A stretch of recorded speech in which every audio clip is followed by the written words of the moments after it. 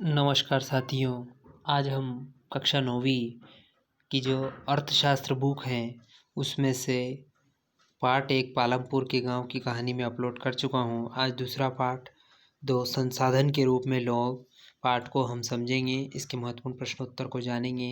इससे पहले यदि आप चैनल पर नए हैं और अभी तक आपने चैनल को सब्सक्राइब नहीं किया है तो सबसे पहले आप चैनल को सब्सक्राइब कर लें और बेल आइकन को प्रेस कर लें ताकि आपको नोटिफिकेशन मिलते रहेंगे। साथ ही साथ वीडियो को बिना स्किप किए हुए अंत तक देखें ताकि पूरी वीडियो स्पष्ट रूप से समझ में आ सके। संसाधन के रूप में लोग महत्वपूर्ण प्रश्नोत्तर हैं ये। सर्व शिक्षा अभियान क्या है? यह एक शिक्षा अभियान है जिसका उद्देश्य है कि 2010 तक 6 से 14 वर्ष आयु वर्ग के सभी बच्चे को प्राथमिक शिक्षा अवश्य प्रदान की जाए। शिशु मृत्यु दर को कैसे घटाया जा सकता है? शिशु मृत्यु दर को घटाने के निम्नलिखित कारण हैं। शिशुओं को संक्रमण से रक्षा की जाती है। शिशु बच्चे के लिए अच्छे भोजन और पोषण की व्यवस्था की जानी चाहिए। माताओं को शिशु पालन में प्रशिक्षित करना चाहिए। सेकंड प्रश्न है, बेरोजगारी से आप क्या समझते हैं? बेरोजगारी उस समय विद्यमान कही जाती है जब प्रचलित मजदूर की दर पर काम करने के इच्छुक लोग रोजगार नहीं पा सकते, उस अवस्था को बेरोजगारी कहा जाता है। अगला प्रश्न है साथियों, आर्थिक और गैर आर्थिक क्रियाओं में क्या अंतर है? धन या आय कमाने के उद्देश्य से की गई क्रियाएं को आर्थिक क्रियाएं कहते हैं। इसके विपरीत अन्य उद्देश्यों जैसे प्यार, सहानुभूति, कर्तव्य, देश प्रेम के लिए की जाने वाली गैर आर्थिक क्रियाएं कहलाती हैं। संसाधन के रूप में लोग से आप क्या समझते हैं? संसाधन के रूप में लोग से अभिप्राय देश के कार्यशील लोग हैं जिनमें निपुणता तथा योग्यता है। संसाधन के रूप में लोग सकल राष्ट्रीय उत्पाद में योगदान देते हैं।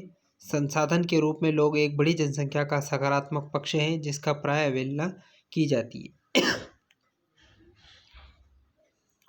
शिक्षित बेरोजगारी भारत के लिए एक विशेष समस्या है। कैसे?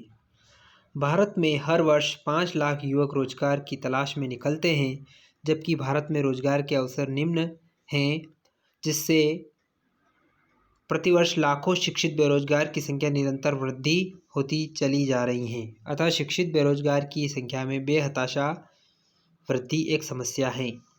शिक्षित बेरोजगार भारत के लिए समस्या है। कैसे?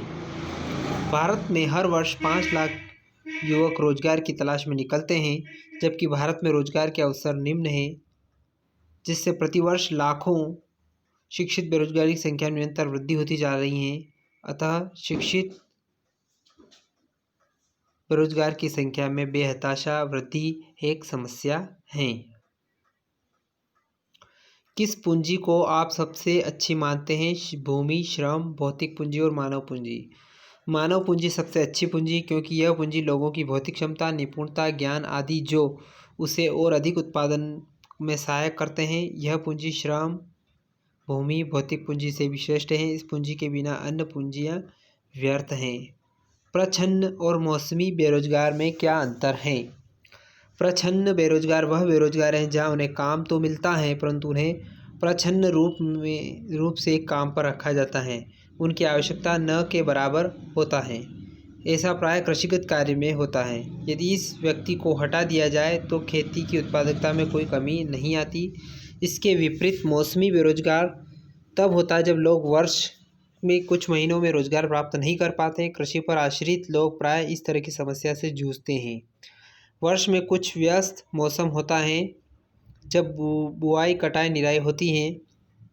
कुछ विशेष महीनों में कृषि पर आधारित लोगों को काम नहीं मिल पाता, अतः साल के महीनों में वे बेकार और इसे ही मौसमी बेरोजगारी कहते हैं। आर्थिक और गैर आर्थिक क्रियाओं में क्या अंतर है? आर्थिक क्रियाएं धन या आय कमाने के उद्देश्य से की गई क्रियाएं आर्थिक क्रियाएं कहलाती हैं। इसके विपरीत अन्य उद्देश्य जैसे प्यार, सहानुभूति, कर्तव्य, देश प्रेम के लिए की जाने वाली क्रियाएं गैर आर्थिक क्रियाएं कहलाती हैं। आर्थिक क्रियाओं के अंतर्गत व्यवसाय, नौकरी, मजदूरी और गैर खाना पकाने, भाई बहन की देखभाल करने आदि। इसके महत्वपूर्ण प्रश्न ये भी जान लेते हैं। भारत संसाधन के रूप में लोगों से आप क्या समझते हैं? मानव संसाधन भूमि और भौतिक पूंजी जैसे अन्य साधनों से कैसे भिन्न है? मानव पूंजी निर्माण में शिक्षा की क्या भूमिका है। ऐसे करके ये बहुत सारे प्रश्न हैं, लगभग 11 प्रश्न हैं, जिन 11-15 प्रश्न हैं, इनको आप कंप्लीट कर सकते हैं। एक बार और आप प्रश्न देख लें, इसका स्क्रीनशॉट ले लेना, ताकि कोई दिक्कत आए तो आप हमसे पूछ सकते हैं। ये आप बुक से सॉल्व करेंगे, ये प्रश्न देख लें आप। लगभग 15 प्रश्न हैं और इनको आप कंप्लीट कर लें। तो साथियों, उम्मीद है कि आपको जो महत्वपूर्ण प्रश्न हैं वो समझ में आए होंगे। आशा करता हूँ कि आगे भी आपकी इसी प्रकार मदद करता रहूँ। इसी परिप्रेक्ष्य में एक बार और आपसे निवेदन है, यदि आपने चैनल को सब्सक्राइब नहीं किया है तो चैनल को सब्सक्राइब कर लें, बेल आइकन प्रेस कर लें, ताकि नोटिफिकेशन मिलता रहेगा। साथ ही साथ कमेंट करके अपने सुझाव प्रेषित करें और वीडियो को लाइक करें और ज़्यादा से ज़्यादा शेयर करें। धन्यवाद साथियों। जय हिंद, जय भारत।